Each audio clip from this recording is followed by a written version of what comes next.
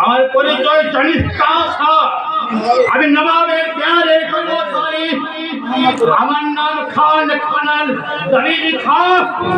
কবির খান হোক আর কবির খান হোক যে অপরাধ তুমি করেছ তার একমাত্র শক্তি মুসলমান তোর তো মেয়েটা হিন্দু বলে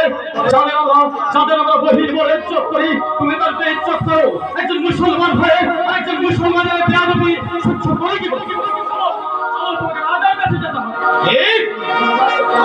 আমি নবাবের পেয়ারে কর্মচারী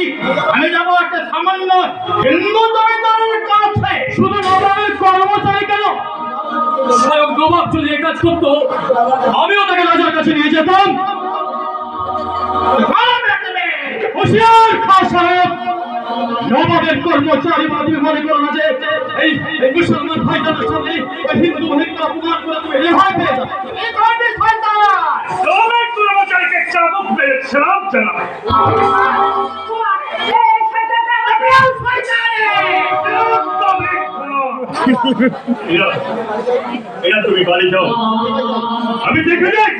এই নবাবের কর্মচারী ঘরে কোনো মাথা আছে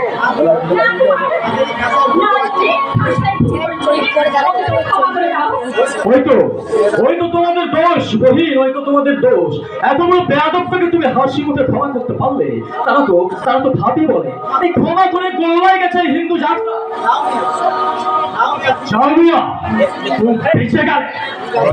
ঠিক আছে আজ আমি চললাম কিন্তু আবার সময় করে কিন্তু সেদিন উঠাতে ফেরবো না তুমি কি করবো এই তাও আমি সমাজ আপনাকে আমি এক রাতে দেখা আমার রাস্তায়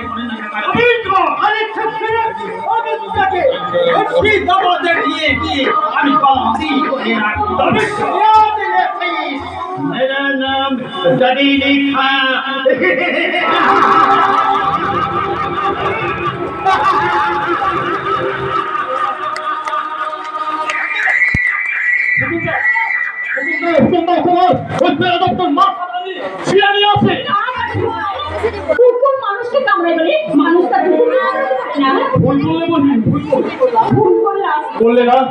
কুকুর চিরকালই কুকুর